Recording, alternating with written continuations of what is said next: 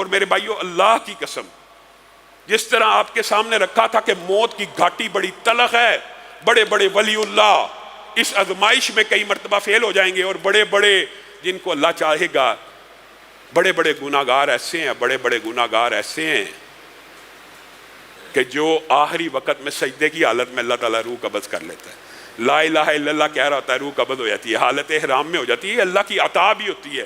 لیکن کچھ نہ کچھ ایسے اعمال ضرور ہوتے ہیں کہ خاتمہ بالخیر ہوتا ہے، اور کئی مرتبہ بڑے بڑے ہم نے اپنی خود کانوں سے کچھ عظیم نیک لوگ جن کو ہم سمجھا کرتے تھے ان کے بارے میں عجیب و غریب واقعات سنے کہ آخری وقت میں ایک بندہ خانہ کعبہ میں دعا کر رہا تھا، خانہ کعبہ میں، اللہ میرا خاتمہ بالخیر فرما، خاتمہ بالخیر فرما، خاتمہ حاجی یونس صاحب تھے ابتسام بھائی کے جو سسر ہیں، وہ پاس کھڑے تھے، انہوں نے کہا کیوں یہ دعا کرتا ہے؟ کہا میرا بھائی ولی اللہ تھا، پوری زندگی عبادت کرتا رہا، پوری زندگی عبادت کرتا رہا، تہجد گزار تھا، آخری موت کے لمحات میں تکلیف کی شدت اس قدر بڑھ گئی، ہم اس کو کہتے تھے قرآن پڑھ، کلمہ پڑھ، سورہ یاسین پڑھ، انکار کرتا کرتا جس دن فوت ہونا تھا کہتا ہے یہ کتاب پڑھوں، سن لو گواہ رہو میں اس کتاب کا انکار کرتا ہوں، انا للہ و انا الیہ راجعون۔ اللہ تعالی ہمیں برے خاتمے سے بچائے۔ یہ وہ لمحات ہیں جو خوف اور عبرت والے ہیں، جس طرح موت کی گھاٹی بڑے بڑے اولیاء اللہ کے لیے امتحان بن جائے گی، اسی طرح اللہ کی قسم قبر کا جو پہلا منظر ہے اور قبر میں داخلے کی جو شدت ہے اور قبر میں داخلے کا جو خوف اور وحشت ہے، وہ بھی بڑے بڑے اولیاء اللہ کے قدموں کو ڈگمگا دے گا انشاءاللہ، لیکن بچ جائیں گے۔ لیکن خوف ہے، شدت ہے، قبر کی شدت، اس سے پہلے کے حوال یہ میں انشاءاللہ آپ کے سامنے رکھوں گا، لیکن میرے ذہن میں قبر کے حوالے سے ایک واقعہ آ گیا۔ مجھے ایمانداری سے بتائیے، جناب سعد بن معاذ رضی اللہ تعالیٰ عنہ کتنے عظیم صحابی ہیں، کتنے عظیم صحابی ہیں، کتنے جلیل القدر صحابی ہیں کہ دنیا سے گئے ہیں تو رسول اللہ صلی اللہ علیہ وسلم اللہ کی بارگاہ میں دعا کر رہے ہیں، اللہ سعد نے اسلام کو قبول کیا، اللہ اس نے یہ نیکی کی، اللہ اس کے اوپر رحم والا معاملہ کری۔ پھر جب جنازے کو اٹھایا گیا، جنازہ ہلکا پھلکا، رسول اللہ صلی اللہ علیہ وسلم نے کہا تمہیں پتہ یہ ہلکا کیوں ہے؟ اس کے جنازے کو فرشتوں نے کندھا دیا ہوا ہے۔ پھر کیا کہا؟ قبر کے قریب پہنچے، اے میرے صحابہ میں تمہیں بتاؤں سعد کے جنازے میں کتنے فرشتے شریک ہوئے؟ اللہ کے رسول بتائیے۔ 70,000 فرشتوں کو آسمان سے اتارا گیا ہے جو سعد کے جنازے میں شریک ہوئے ہیں۔ اے میرے صحابہ تمہیں ایک اور بات بتلاؤں؟ جی بتائیے۔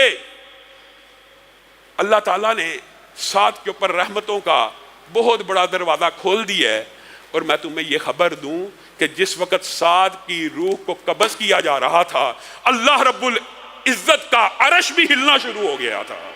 کس لیے؟ اللہ کو یاد کرانے کے لیے۔ اللہ تیرا ایک عظیم بندہ، ایک عظیم بندے کی روح آ رہی ہے۔ اللہ تو کو یاد رکھتا ہی ہے، لیکن جس طرح عرش کے ارد گرد تسبیح اور تحلیل انسان کی کہی ہوئی شہد کی مکھیوں کی بنبناہٹ کی طرح گھوم رہی ہوتی ہے، ہر وقت گھوم رہی ہوتی ہے۔ جس نے سبحان اللہ یہاں کہا عرش تک پہنچ گیا، کھرب ہا کھرب نوری سال کا فاصلہ پہنچ گیا، سبحان اللہ ہی پہنچ گیا، اور ہر وقت عرش کا چکر لگا رہا ہے۔ کس وجہ سے؟ تاکہ اللہ رب العزت کو یاد کراتا رہے کہ فلاں ابن فلاں نے اتنے بج کے اتنے منٹ پر سبحان اللہ کہا تھا، اللہ اس کے اوپر رحم کر دے۔ اور عرش سعد کی وفات کے اوپر ہل گیا، اور ابو سعید خدری کہتے ہیں کہ جس وقت اتنی بشارتوں کے بعد میں قبر کو کھودنے لگا تو سعد کی قبر میں سے ایسی خوشبو آئی، میں نے رسول اللہ صلی اللہ علیہ وسلم کو بیان کیا تو رسول اللہ صلی اللہ علیہ وسلم مسکرانے لگے، خوش ہو گئے۔ یہ سعد بن معاذ، ایک سسٹم یہ ہے فضائل کا، مناقب کا، اور ایک سسٹم اللہ کی آٹومیشن سسٹم کا بھی ہے۔ اس سعد بن معاذ کو جب قبر میں اتارا گیا، رسول اللہ صلی اللہ علیہ وسلم کا چہرہ متغیر ہو گیا۔ رسول اللہ صلی اللہ علیہ وسلم سبحان اللہ کہنے لگے، اللہ اکبر کہنے لگے، تسبیحات اور تحلیلات کہنے لگے، پڑھنے لگے، تیز تیز بولنے لگے۔ صحابہ بھی حیران رہ گئے، یہ کیا معاملہ ہوا، یہ کیا وجہ ہوئی؟ رسول اللہ صلی اللہ علیہ وسلم جنہوں نے اس کے اتنے فضائل بیان کیے، یہاں پہ صحابہ کو مخاطب ہو کے کہا پتہ کیا ہوا تھا؟ کہا کیا ہوا تھا؟ کہا سعد کو بھی جب قبر میں اتارا گیا تو زمین کو اللہ تعالیٰ نے گویا ہر میت کے استقبال کے لیے ایک آٹومیشن سسٹم دیا ہوا ہے کہ جب بھی کوئی میت اترے گی تو نے اس کو جکڑ لینا اور دبوچ لینا ہے اور پھر اس کے اعمال کے مطابق اس کے ساتھ معاملہ کرنا ہے۔ رسول اللہ صلی اللہ علیہ وسلم نے کہا میں نے زمین کو دیکھا، اس نے ساتھ کے جسم کو بھی دبوچ لیا، میرے پہ گھبراہٹ طاری ہو گئی، میں اللہ کی تسبیح بیان کرنے لگا، اللہ کی تکبیرات بیان کرنے لگا اور دعا کرنے لگا۔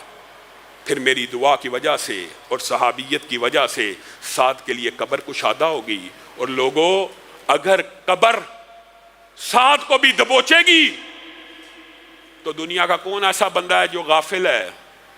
اس کو نہیں دبوچا جائے گا۔ ایک دفعہ قریب آئے گی، تیرے اعمال کے مطابق تیرے ساتھ سلوک کرے گی۔